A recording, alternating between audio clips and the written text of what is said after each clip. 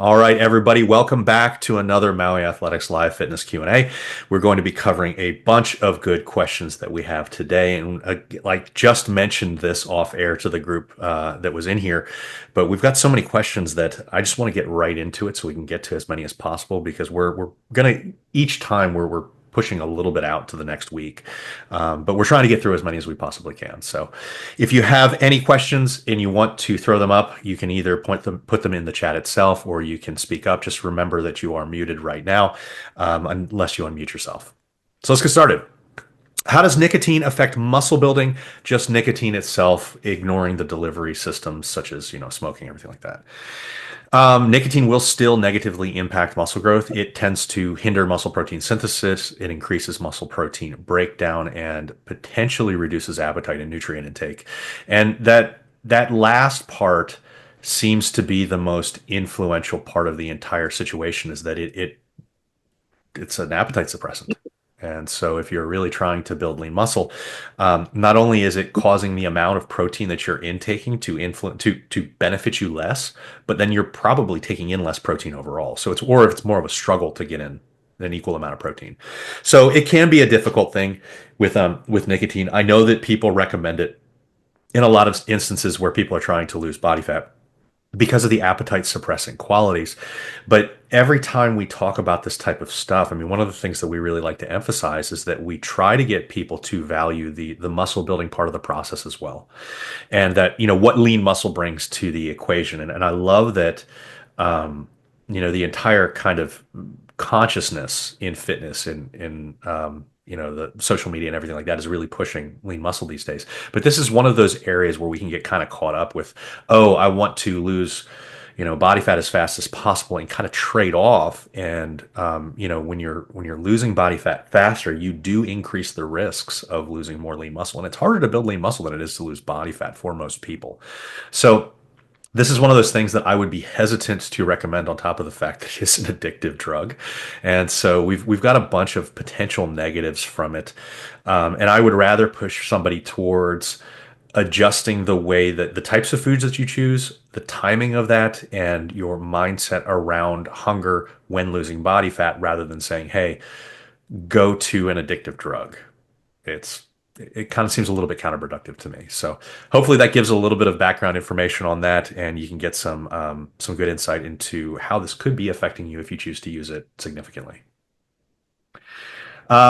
Is protein requirement based on current body weight or goal body weight? It depends on what system you're using. In most cases, unless you are obese, I would base it off of current body weight.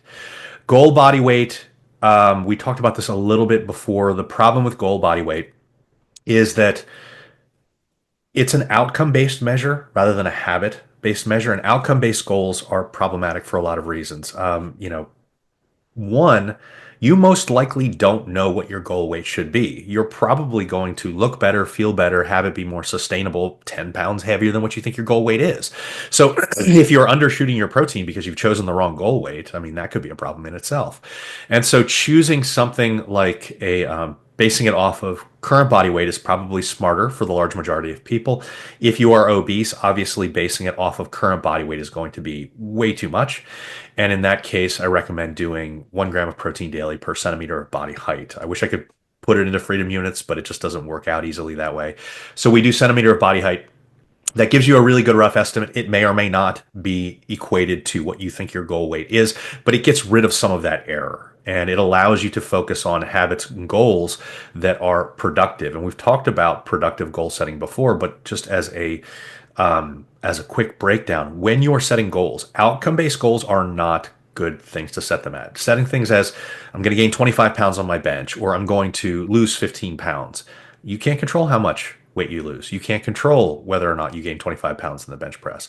You can control whether or not you get into the gym multiple times per week. You can control largely what you put in your mouth. You can control largely how many hours of sleep you get per night, or how many steps you get per day.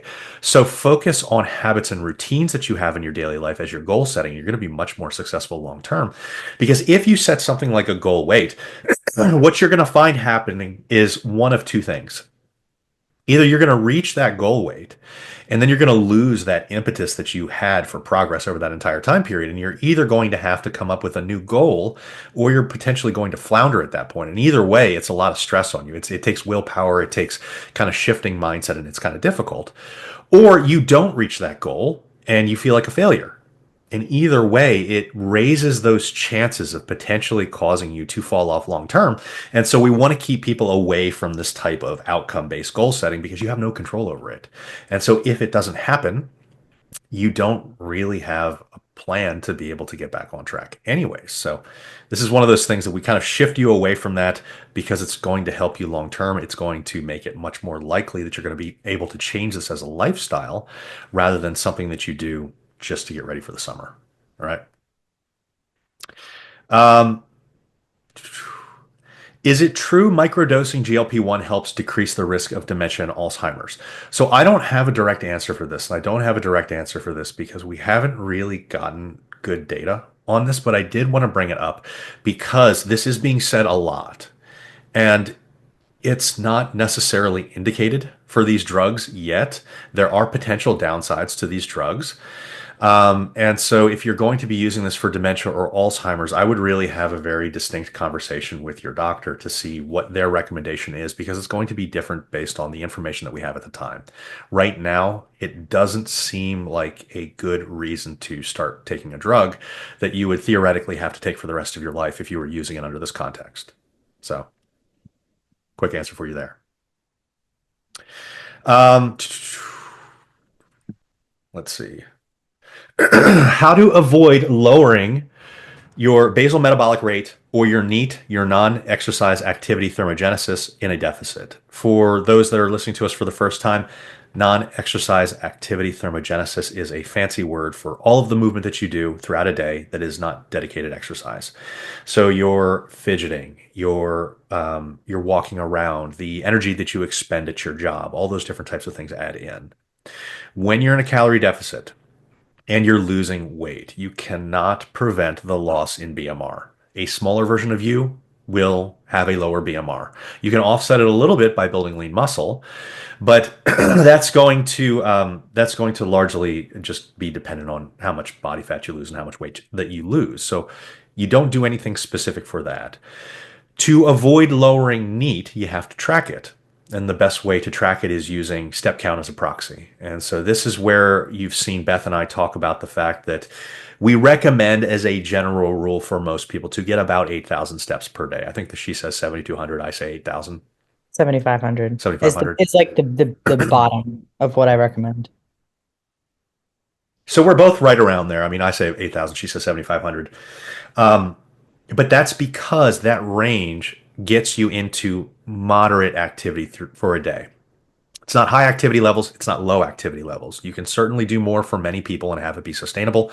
But especially when you're starting out, if somebody gives you a much higher number, it's going to be almost defeating in a way. And so it's going to be something that's going to potentially even throw you off when what we'd rather have you do is focus on what you can do. If you're obese or significantly detrained, I actually tell people 6,000 steps. We'll work up to that 8,000 steps over time, but setting a realistic goal for everybody 6,000 is a great starting point, unless you have like a significant injury, morbid obesity that would prevent you from doing those types of things. Then you focus on doing what you can do and progressively increasing that over time. As you lose body fat, as you become more conditioned, you're going to be able to handle, a higher step count, and that's where you really start to use that progression to get yourself to that 8,000 or whatever it is per day. But you can avoid the lowering of NEAT through conscious effort because it's something that you have control over. And just like when we were talking about with, habits and routines, this is something that you can both monitor and you can adjust for. And when you are in a calorie deficit, if you're trying to lose weight, you have to understand that there's a couple different things that your body is going to do to prevent you from losing weight.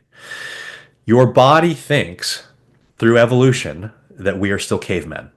It thinks if you're losing weight, this is a potential issue because you could die. I mean, we don't have enough food.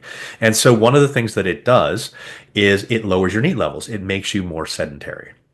And so by monitoring your step count, we can actually make concerted efforts to prevent this stall that comes from moving a lot less. There's two things that happen. I mean, you move a lot less and your hunger signaling goes up, your cravings go up. And these are two things that you can largely control. You can control what you put in your mouth and you can control how much you move. So if you're conscious of the fact that when you're losing weight, your body's going to start throwing a hissy fit and say, hey, you need to eat more and you need to move less, you can make a concerted effort to fight that if you have the information that you need. And that's, tracking what you're taking in. And that means tracking, your step count as a proxy for NEAT.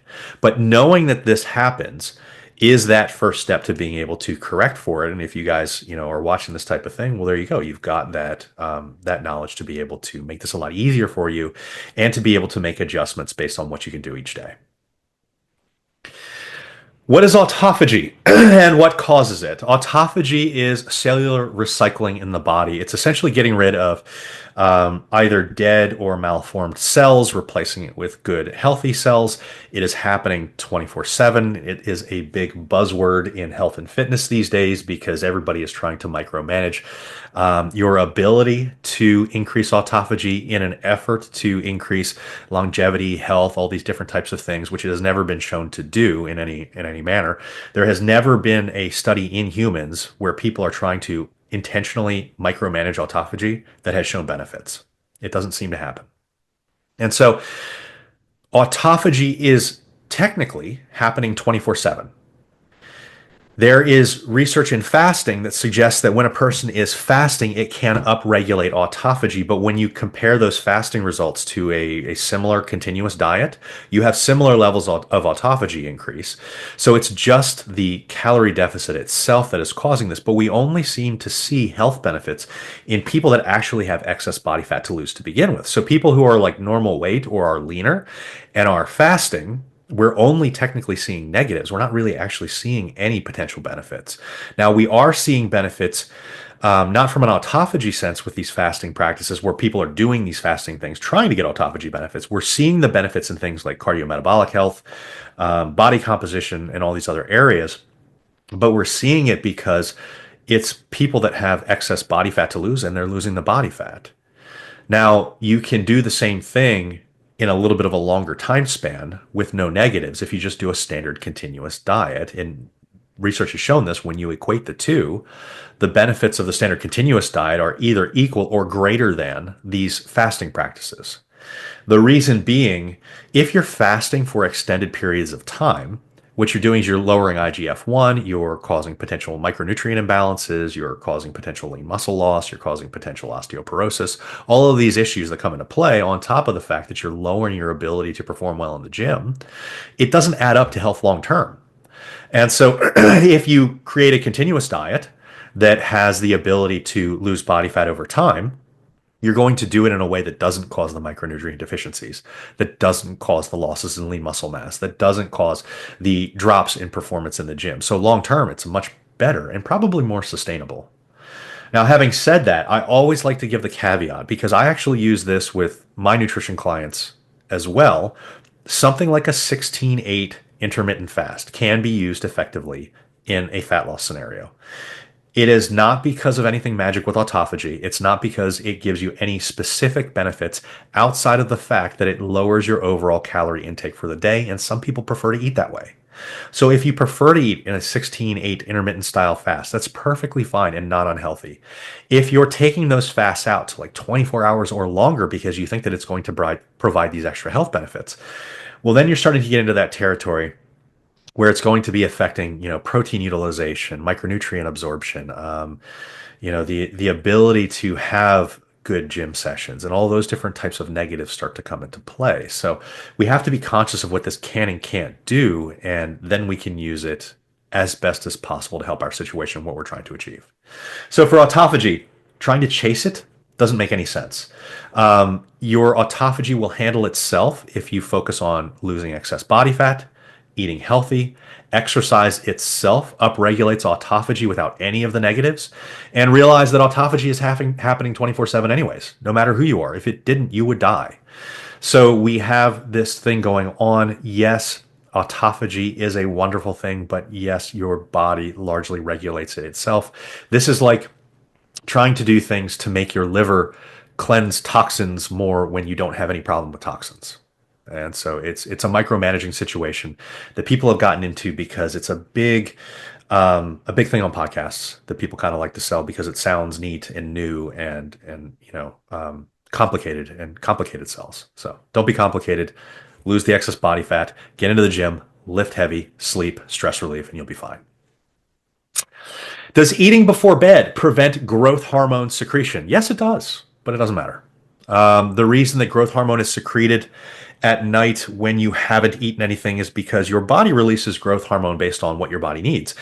And one of the things that it does is, again, your body thinks that you're a caveman. And if it hasn't eaten in some time, sometimes what it will do is it will release growth hormone because growth hormone's main effect is preventing muscle loss. So this is your body naturally controlling itself to not catabolize your lean muscle.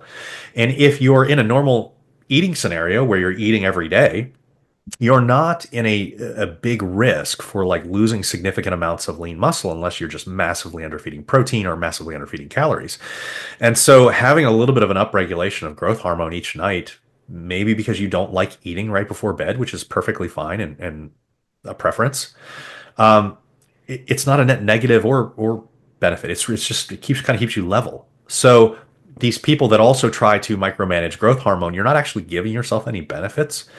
And you're probably taking yourself out of your normal eating patterns in an attempt to do it. So having more growth hormone within the natural range doesn't mean you're going to build more lean muscle. It means you're probably staving off loss of muscle.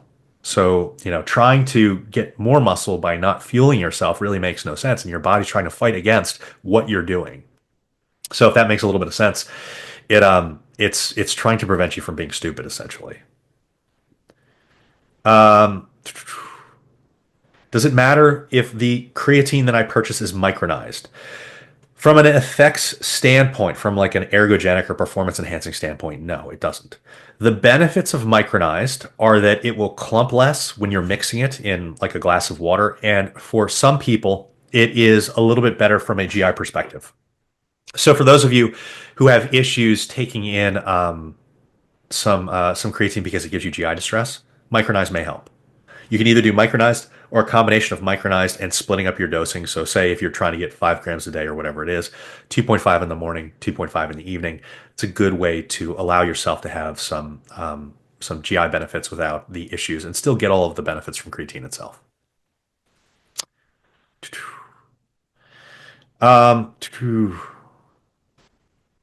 Does not having sex boost testosterone? No, it doesn't. Quick answer there. When doing incline treadmill, does it matter if you grab the handle? You want to take that one, Beth? Can you repeat it? When doing incline treadmill, does it matter if you grab the handles? Yes. So if you're doing incline treadmill and you grab the handles, you're not doing an incline anymore. You're essentially doing flat. Yeah. Now, is that going to negate all of the benefits of the incline treadmill? No, it's you're still walking. But maybe what you do if you feel like you have to grab onto the handles is maybe you lower that incline a little bit and then build up over time because maybe your balance Or lower the speed. You could be potentially going too fast for the level of incline. But yeah, if you're having to hold on to the handles, you're either going too fast or the incline is too high for what you're capable of. I also find that when people are trying to incline walk on a treadmill, they don't walk the same as they would if they were outside. So they're still walking as if they're just walking forward on flat ground versus actually picking up their knees. Usually when you start to go on an incline, you need to think about how you're moving if you were going up a flight of stairs. You need to pick up your knees. So people often feel like they have to hold on because they're trying to walk like they're walking on flat ground, but they're actually walking uphill. You have to actually change your walking mechanics. Yeah, and I mean, if you really struggle with this type of thing, I mean, obviously what we just said before makes a lot of sense. Lower that incline, lower the speed potentially, lower both potentially. But if you find that it's just not intuitive for you, then hop on a stair climber. Yeah. I Yeah. mean, it removes that entirely. It removes that whole issue. So yeah, I mean, you can jump on the stair climber and it's completely fine as far as that goes. But it's not something that I would lose sleep over if this is something that you're really worried about, because obviously still holding on to handles is going to provide you benefits, but if you're really uncomfortable doing it, maybe it would make more sense to just go flat and maybe a higher speed or less of an Speed. incline. Yeah, I mean, Mhm. any benefits to consuming sugar or candy pre-workout for performance? With standard weight training or properly programmed weight training, probably not. You are not burning through your muscle glycogen stores that much in proper bodybuilding or physique or strength Sorry, training. powerlifters. Yeah, You it's can leave actually you can powerlifters leave your for gummy bears at home. yeah, I mean for powerlifters, that's the last person Yes. that would need this. They're actually the very last person. Yeah. The only time that you would really need this type of thing is if you're doing like endurance cardio. I mean, carb loading for endurance stuff really makes a lot of sense. Sports, it actually makes a lot of sense. Like team sports. If you're doing excessive volume in bodybuilding training, it could make sense, but that's during, that's not before. But again, if you're in like a physique or like a strength related training that is requiring you to do this, it's your programming is wrong.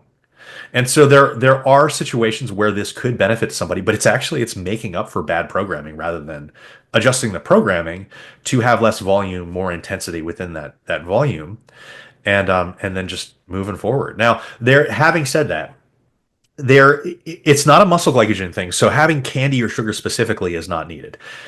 There is research that looks at performance and things like strength and physique type of training, and do you have better performance fed versus fasted? Fed versus fasted should largely be preference. So if you feel better doing one or the other, do one or the other, and we're not going to really get down on you in any way. Having said that, the research does show that being satiated when you train probably increases performance for at least the large majority of people.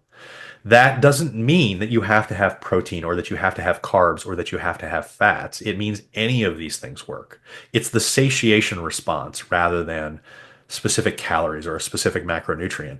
And so whether or not you have the same number of calories, a more satiating food seems to do this more. And they've done studies that compare, the same calories but different consistencies of food, like a liquid sugary drink versus something like a yogurt versus something like, a whole fruit.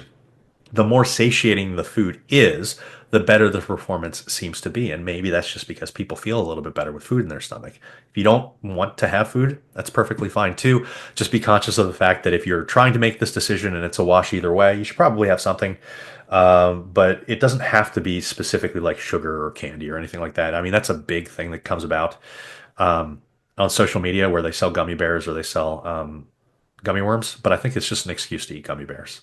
Agreed. Um, drinking protein right before bed, good or bad idea, any real benefits?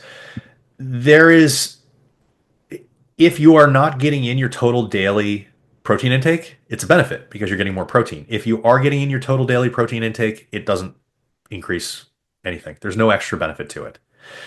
So whether or not you have a protein shake before you go to bed, this counts for casein, whey. It's all the same from a results perspective. I would base that on preference and how it affects your sleep. And I say that because I know for me, if I have an entire shake right before bed, I'm getting up and I'm peeing a lot more, and that's going to affect my sleep negatively. However, if I'm really hungry before bed, that also affects my sleep. So what tends to work best for me is having something like some cheese, something that's kind of solid, maybe has a little bit of protein, is not going to make me get up and go to the bathroom constantly every night, and it'll work out just fine. Now, if you look at research on like pre-bed protein, there is certainly research out there that says, hey, this group didn't eat anything. This group had casein. The casein group grew more muscle. Well, yeah, I mean, they had more calories and more protein.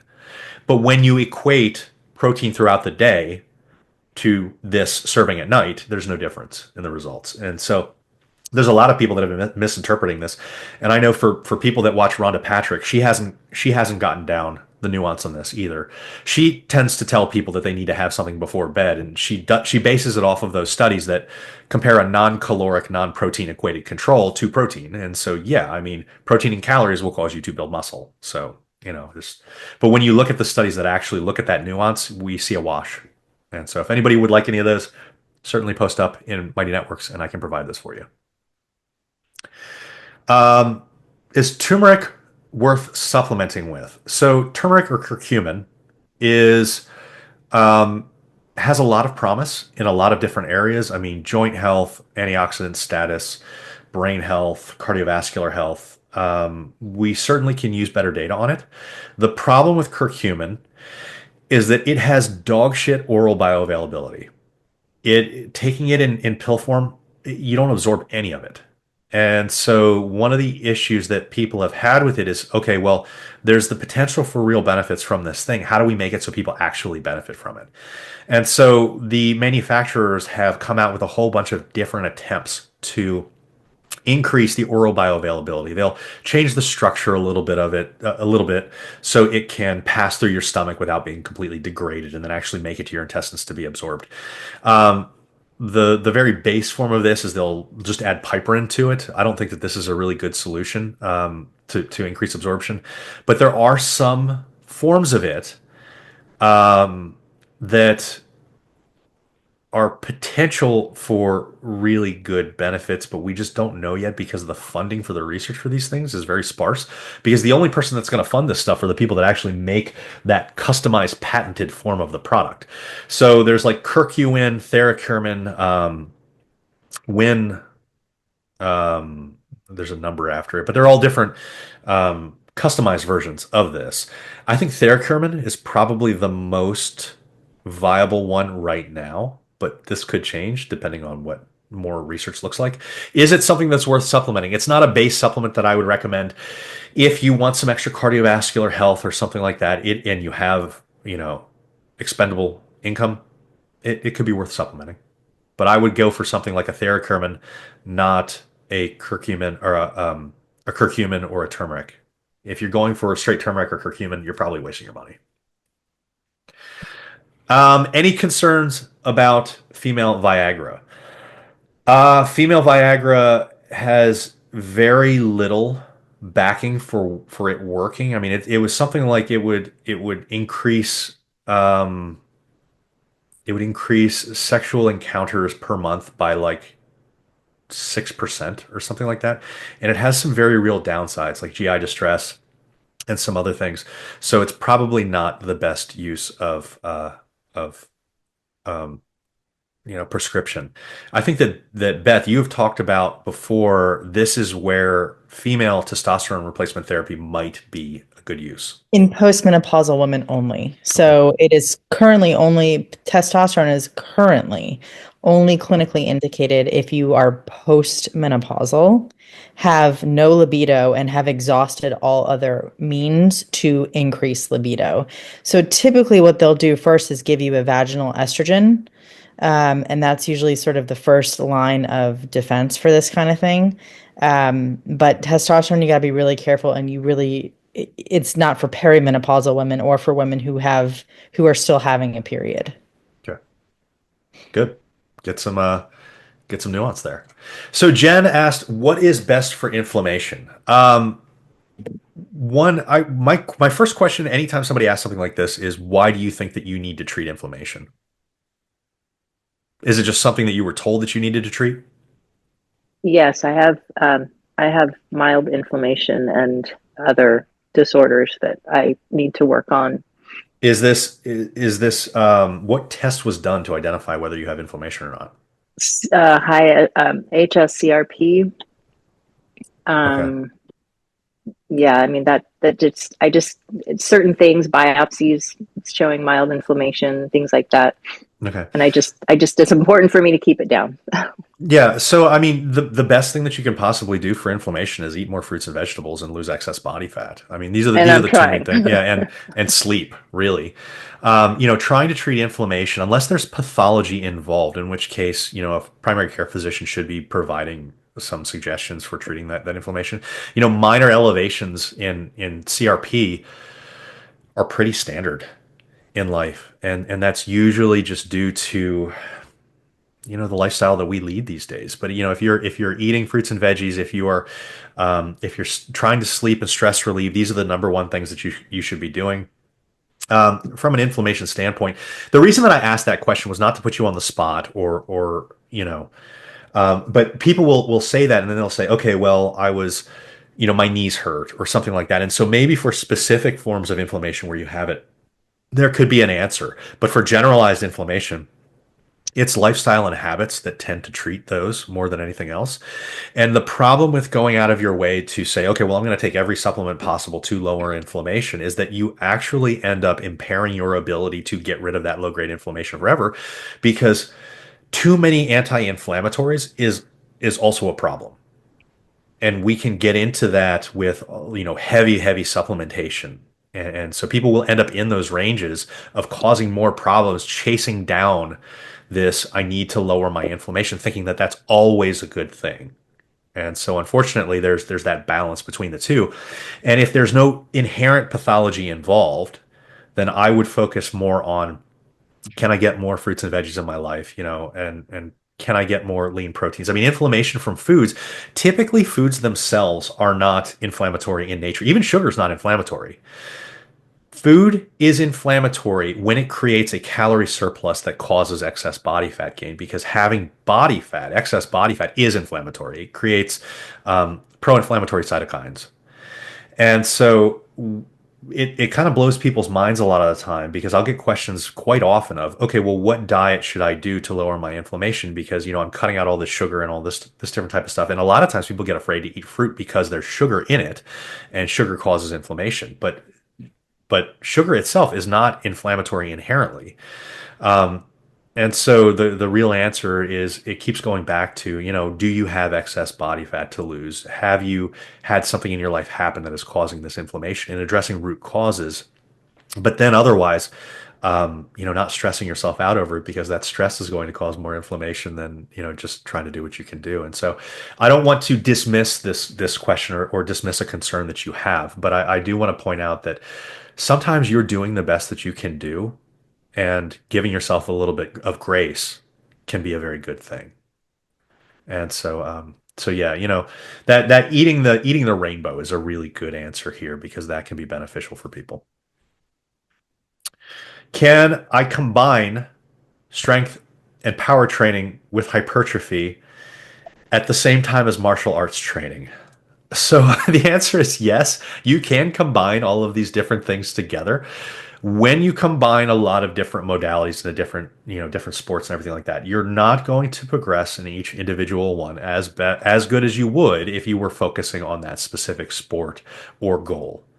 You can progress in everything at the same time. You just have to have the right expectation. That's probably going to be a bit slower. You're probably going to have a give and take with how you program, because certainly if a lot of martial arts are in play, you're not going to be able to program for hypertrophy at its optimal level, because martial arts are extremely energy intensive. You're going to get really sore. You're going to spend a lot of time doing that. You're potentially going to get injured more.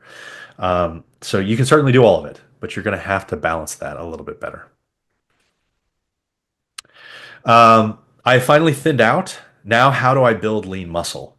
Okay, so a lot of times, when people lean out, one of the biggest issues that they face, and this is a good question because this is something that addressing this is important. When you've leaned out, when you start to focus, you shift your focus to performance and gaining lean muscle, because we've all kind of had that buy-in that this is a really important thing. It can be very scary to see the scale start to move in the opposite direction and start to go up. One, you're going to have to come to grips with the fact that the scale is going to rise.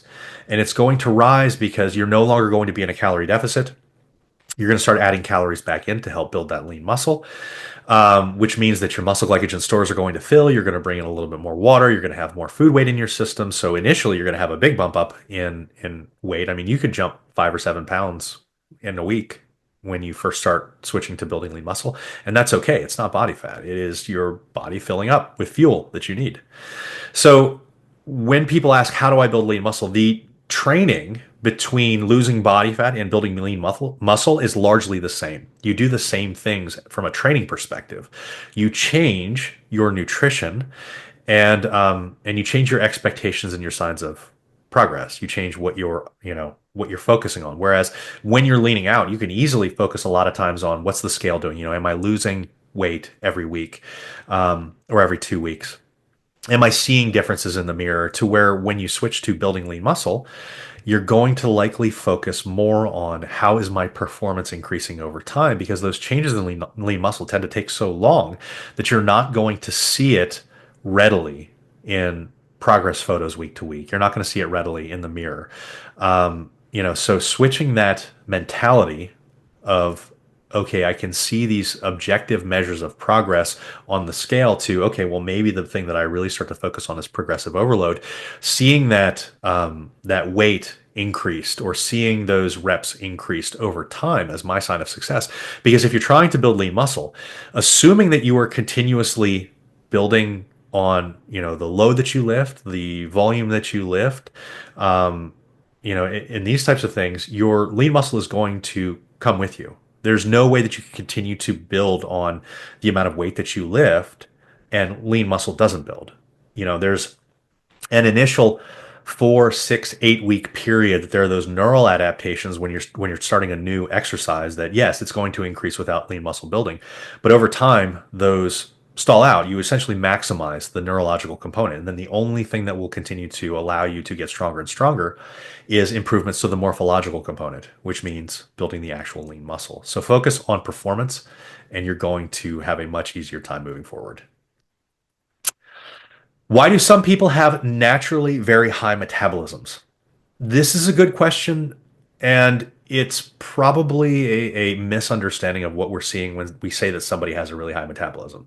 They likely move more. Yeah, that's probably the number one thing. The differences in resting metabolic rate are usually only 100 calories or so. It can be up as high as about 500 calories, which can be very significant for smaller people. But that's usually not why we think that somebody has a very high metabolism. Usually, why we think somebody has a very high metabolism is because they move so much. Either they fidget like a crack addict. They walk a lot. They've got a job that's very intensive from a movement standpoint. Agricultural jobs, nurses, teachers move, stand a lot. Now, the problem with teachers and nurses is that they also have a break room where they're snacking constantly throughout the day. But the movement there will often help many of them seem like they've got very high metabolisms. So when people say that they've got a very high metabolism, that non-exercise activity thermogenesis really makes a big play a lot of the time in this. And just as a specific example, need can vary by almost 2,000 calories per day between people of the same body weight. So if you're 160 pounds and Deborah from the cul-de-sac is also 160 pounds, and you see her put away a pizza and she doesn't gain any body fat, well, maybe she's burning an extra 2,000 calories per day than what you're burning because she moves a lot and you sit at home all day. Or you've got a job where you are like, an accountant or something like that. You're sitting at a computer literally all day, every day. You're burning a lot less calories. And so whenever you go out on Friday night with her and she gets an entire burger and you have to get the salad with, salmon on top of it, well, either there's a tracking error going on there and you're getting in a lot more calories than you think, or maybe you're only seeing the one meal that she has a day, or she burns a lot more just through movement. Usually the resting metabolic rate is not the big determinant there. It's usually intake and output. We always talk about eat less, move more, and that's like the least practical recommendation possible, but that tends to be what's happening here. Yeah, and I don't think people really realize how critical and how impactful NEAT is to daily caloric expenditure. I mean, Alan and I have a friend, our really good friend Stacy, who she's naturally a thin person, and she's never sitting down. She is constantly on her feet doing something. I don't know, like I honestly don't know what she does, but she just meanders all over the place all day long, and she's naturally thin. Well, And she was that a it's nurse. yeah, and it's She's because trained to move this much. she moves so damn much. And it might not it might sound like, just kind of like walking around and meandering around like wouldn't be that impactful, but I'm telling you, it is that impactful. It's extremely impactful. So that's why when we say like even 5 minutes here or there, it adds up in a major way. Yeah, and the other thing that I want to point out is what Beth was saying there with it adds up in a lot of ways. The for calorie burn, volume of something tends to be more important than intensity. A gym session, a bodybuilding, physique, strength style gym session is not burning that many calories. 200 at the most, maybe. Depending on depends on the person's size too. Somebody like my Yeah. size could burn like 250, 300 Burn a calories. little bit more. But then again, we're taking in a lot more to maintain that Right. weight. So, 250 or 300 calories in like an hour of weight training versus if I just walked for that time period, I could probably Mhm. burn 600, Yep. 500 to 600. Yep. So potentially double. And that's just walking Yep. at like a brisk pace. Right. But I could talk. You could hold a conversation, but it could be a brisk pace. And so people don't really get the fact that it is that impactful for calorie burn. And that's why coaches talk about step count so much, is because it makes a massive difference. Massive. And I have people that work with me for nutrition, and they're getting 2 or 3 thousand steps as when they start with me. And it's like, holy God, like this is you're essentially not moving at all during your Yeah. day. If you're getting under 6,000, you're not moving at all. Sedentary. And so, get a dog because they'll make you True. they'll make you move I'm around. already I'm already at 11,000 today. So you can, and it's not even noon yet. It's And 11:45. yeah, and so this is going to be my push for like go to your local shelter because those dogs need to be saved anyways. And now you can be selfish and you can help this dog at the same time. You can actually, not to go on a tangent, but you can actually go to a shelter and check out a dog for like an afternoon and walk Yeah. them I mean, just to get them out of the yeah, it would be shelter. wonderful. It'll give them, an experience. It'll help you. Maybe it'll be a way for you to feel good about yourself and things that you're doing. And I think that that's great. Any difference in protein quality or efficacy between clear whey protein versus traditional whey protein? It doesn't fucking matter. It's just clear whey protein is just a more expensive, more filtered version of traditional whey protein. So the protein is going to function exactly the same.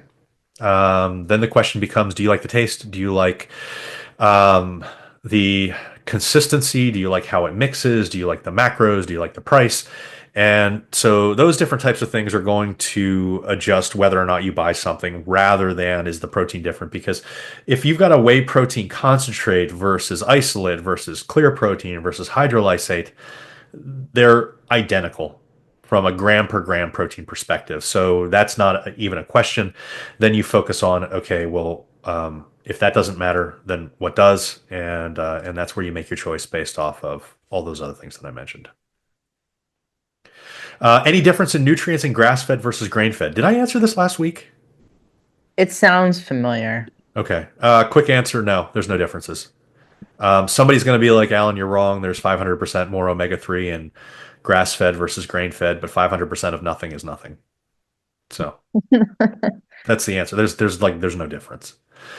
Um, does fasted cardio really provide more benefit over non-fasted cardio? I think we might have gotten to this Yeah, we did. slide. Okay, let me go to the next one.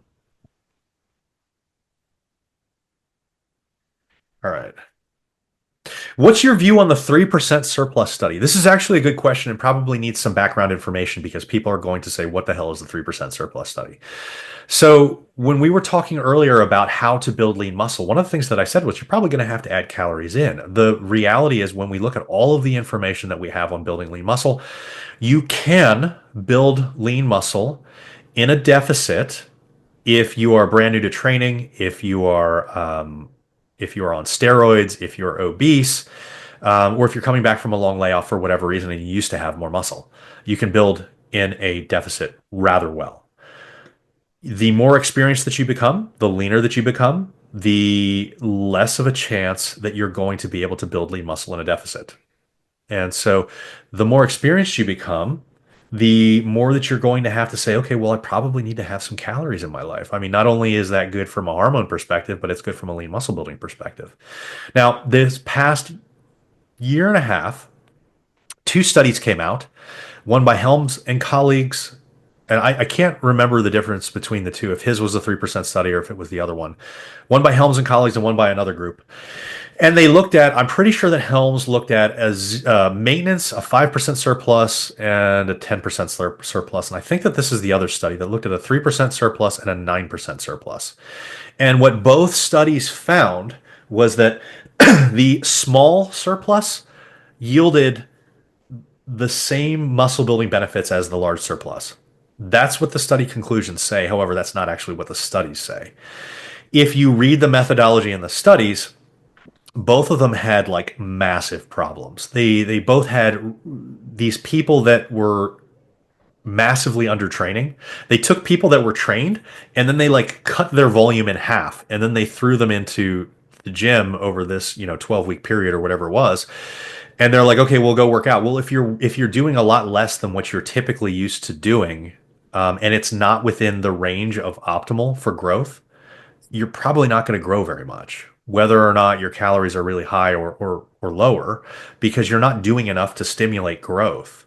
And so that was one of the problems in these studies. The other problem that these studies had was, in an example with this 3% and the 9% surplus, the 3% surplus, this was the study that they told, okay, we want you to have this 500 calorie muffin every day on top of what you normally ate, or like a 250 calorie muffin on top of what you normally ate. But they didn't track nutrition. So they just told these people to eat these extra muffins. And so by the end of the study, even though they had calculated that this is supposed to be a 3% and this is supposed to be a 9%, they didn't track any of the nutrition. So they never knew what they were actually eating. And so that was a big issue, is that they're trying to make a conclusion based off of a study where they have no idea what the people were eating. In the Helms study, they actually did track nutrition. The problem with the Helms study is they found that both groups were eating like double the calorie surplus than what they were supposed to be eating. So the 5% or whatever, I don't remember the exact numbers in this study for the percentages, but the 5% became something like a 10%. The 15% became something like a 25%. And so, yes, you can't just add in more and more and more calories and expect to always gain more muscle. At some point, you're just going to be gaining more body fat. But because of the fact that in both of these studies, the people appeared to be taking in, or potentially appeared to be taking in, a lot more calories than what they were prescribed, they were doing a lot less volume, it negates the ability to say, okay, well, smaller surpluses work better than larger surpluses, because the reality is they were all using very large surpluses. And so comparing a large surplus to a mega surplus doesn't tell us that, a calorie surplus doesn't work. When we look at studies that actually control for it, it does appear, even within these studies, the higher calorie intake saw greater gains in strength. And in some instances, like in the Helms study, the one muscle that they actually got into the optimal growth range saw more growth with more calories. Whereas every other muscle that they didn't train enough didn't see a difference. Well, is it because the difference in calories? Is it because of the volume that they were finally getting that one muscle into the appropriate level? And so these studies confused people. And so there became this big movement over the past 2 years to say calorie surpluses don't work. And this is why it's very confusing, because people looked at the conclusions to these studies and didn't look at the methodology. And I know somebody that was actually on the peer-reviewed team for the Helms study, and they alerted the Helms team to this, that, hey, we don't think that these results are viable because of. And if you actually read the study, Helms is a very, very good researcher. If you actually look at the study, they actually bring this up within the methodology section, within the discussion section. It's not in the conclusion. And that's the problem with people interpreting this, is that they're just reading the conclusion. They're just reading the conclusion. Right. But that team actually did what they were supposed to do in the discussion section. And they said, hey, we didn't give them enough volume. And hey, these surpluses were out of bounds for what we said. But then the conclusion, it seemed to have like gotten lost with whoever did the conclusion. And the conclusion says something along the lines of, yeah, the higher surpluses didn't show this. And so it became a very confusing point for a lot of people. So it's a very roundabout way to say, hey, what's your view on the 3% surplus study? My view is it wasn't controlled enough to give you the answer that surpluses don't work. And if we look at all of the data on this stuff, surpluses do appear to work very well. And in fact, Alan Aragon and I we are writing a two-part breakdown of all of the research on calorie surpluses and optimizing lean muscle gain. The first came out last month. The second part of it is coming out at the end of this month to conclude it. And it's in the Alan Aragon Research Review, which unfortunately there's a paywall for it. It's a subscription, but that's where it is in case anybody is really interested in It's seeing. cheap. It's not that expensive, It's and like it's a it's like great course. 9.99 a month or 10.99 Yeah, a month like or 10 something bucks like a that. month. And I'm not trying to sell this. I just if people want to see the very I specifics know. of it, that you can go and you can do it there because we did do all the research for this. The quick answer that you're going to get when you go to that is if you are not obese, if you're lean, if you are normal body weight, if you are more experienced, you're going to need a surplus. That's literally what it's going to say. We just give you all of the reasoning behind it and all the research that shows this and the research that people are using to say, hey, surpluses don't work. So we get into all the details. To save you money, the answer is surpluses work. Yeah, and I think people are really hesitant to like this whole thing has gained a lot of traction because of the whole like main gaining crowd, that pushes this, you can gain muscle while at maintenance, which yes, you can, but if you're talking about truly maximizing your time and how long it's going to take you to get from how you currently look to how you want to look, your time would be better spent on doing actual dedicated builds and cuts and doing it that way versus literally probably having to spend like 8 years I mean, truly, like 5 to 8 years at maintenance trying to get the physique that you want to. It's just, it's a much more optimal use of time to do a building phase or two potentially. But you also have to keep in mind that literally everybody that is really pushing this main gaining um, idea, they're all on steroids. Oh yeah. So they There's can't. not a That's the single, other. there's Yeah, not that's a the other. single It's one of very them. easy to gain Yeah. muscle at maintenance if Not you're not a taking single one of them. drugs. There's not a single person that pushes this main gaining thing that has not done extensive amounts of steroids. Yeah. And so that Now, that's a great point too, because that really is a disingenuous. I don't think that they're doing it to be disingenuous. I just think that they don't really understand. And I think that I that I think they do. I think that their viewpoint is clouded by the fact that they've been on steroids for so long that like, yes, when people point out, hey, there are studies that show that you can gain muscle um, at maintenance calories, 100%. They're 100%. But again, it becomes more and more and more negligible the leaner that you become and the Yeah. more experienced that you become. And so if you're not like a bare beginner or you don't have significant body fat to lose, it's going to be a lot faster to bulk cut. Now, Yeah. having said that, the reason that we're getting a lot of pushback these days from professionals is one, people want to hear you don't need to be in a calorie surplus. People want to hear this, so everybody's Yeah. telling it to them because if you tell somebody what they want to hear, you can sell them something. Yeah. So they want to hear that. And it's a kickback to like the 80s and the 90s where people used to like gain like a massive amount of body fat doing these bulks. Yeah. Doing a proper bulk means you're probably going to add a little bit of body fat and you're probably going to feel fluffy. And if you've lost significant amounts of body fat in the past, you're probably going to feel a little bit uncomfortable. That doesn't mean that you need to get obese. Yeah. Because if you're getting obese, you're actually going beyond what You're is eating too necessary many to, yeah, calories. Yeah. you're going beyond what's necessary to optimize this lean muscle gain. And so they're the people that really push this main gaining type stuff are presenting a false argument that the choices are going Dreamable. at maintenance or becoming morbidly obese. And Yes, that's not agreed. that's not what anybody is Yeah. saying. What people are saying is, if you want to do this, you need to be in a calorie surplus. And so their counter argument to it is, and I'm just laying this all out because people need to understand where this is coming from because you're going to hear this because this is a very big point of contention these days. Their argument is it doesn't take that many calories to add functional protein onto the body. Therefore, you only need to go up a little bit, like every week or every 2 weeks to account for that. But that's the problem is having such a precise control over nutrition is unrealistic.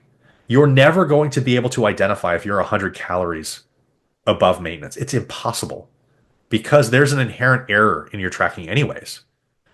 And there's inherent differences in like a chicken breast that you weigh that's 100 grams versus another chicken breast that's 100 grams. They're not exactly identical. We pretend that they are because over time, those differences tend to work themselves out. But in a free living society, your error day to day is probably going to be 300 or 400 calories. Even if you're tracking everything as religiously as possible, even if you're a registered dietitian, you're probably off by 300 or 400 calories a day. And that's normal.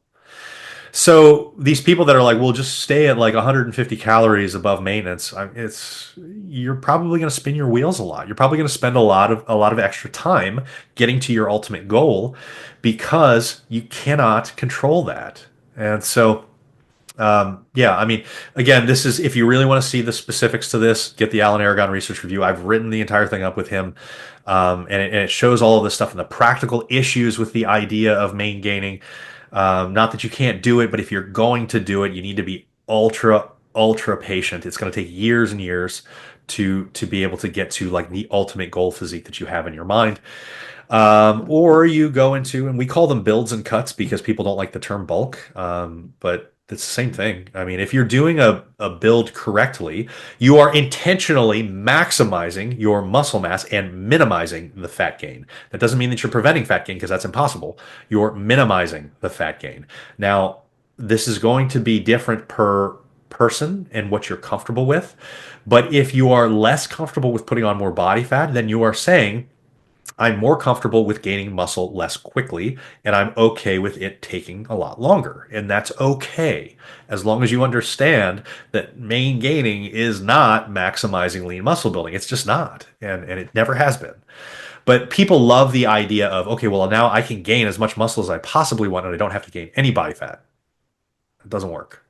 And so you have to come up with the choice for yourself. I mean, we're all adults. As long as we understand the pros and cons, we can make those choices. And as long as you understand it, you can be comfortable with the choice that you make and the outcomes there, and you can set proper expectations. So if you say, I need to see less body fat go on, then you're also saying, I am committing to years of building lean muscle, and I'm okay with that. And as long as your actions match your expectations, you're going to be completely fine, but you need to come to grips with that. Okay. Um, is creatine something I should be taking as a 50-year-old menopausal female? Yes. The answer is always yes. Unless you have a kidney issue, are asthmatic, or have autoimmune problems, you should be taking creatine, even if you don't lift. It's very good for you. Um, let's do one more. Um, can you do half your workout in the morning and finish in the afternoon? You want to take that one, Beth? Yes, you can. Okay. I mean, get it done. Like however you need to get it done is totally fine. And I have some clients right now currently who, because of their kids' school schedule, they do like the first three exercises or so of their program in the morning, and then they get their kids to school, and then they come home and then they finish it. So however you need to get it done, getting it done is better than not getting it done. So however you need to do that is totally fine. Yeah, and I wouldn't feel bad about breaking that up in that way if you need to. Now, if this is not a regular thing, um I wouldn't stress about this type of thing. Like I wouldn't go out of my way to be like, "Oh, well they said that I can split this up and therefore I need to make this a real problem in my life and get back into the gym this evening." No, if this is an occasional thing, don't even worry about that. Don't make this a neurotic part of your life. Yeah, This is to improve your life, to add to your life, but it's not to take over your life. So if you're finding, okay, well, once every 2 months, I can only get a half of a workout in, well, be proud of yourself. That's completely fine. fine.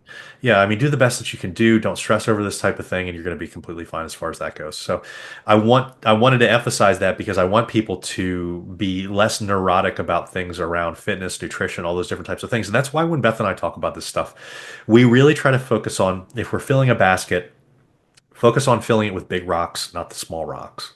Missing half of a workout is a small rock. It's not going to make a big difference in the outcomes in your life. This is like, one salad is not going to make you thin. You know, 2 slices of pizza a month are not going to make you fat. Like these different things, you need to keep things in perspective. And there is the perfect world, and then there is, the realistic world, and this is one of those. And if you find, okay, well, on the regular, this is how I prefer to train, it's completely fine. There's nothing wrong with that. But if you find that this is something that is causing issues with your life and it's occasional, don't even worry about it. Okay, guys, that is it for today. Thank you for joining us for another live Q&A. We thank you all for the questions, and I hope that this gives you some insight into fitness and nutrition. And as always, if you have any other questions, toss them up in Mighty Networks, and we will be happy to answer them. Thank you.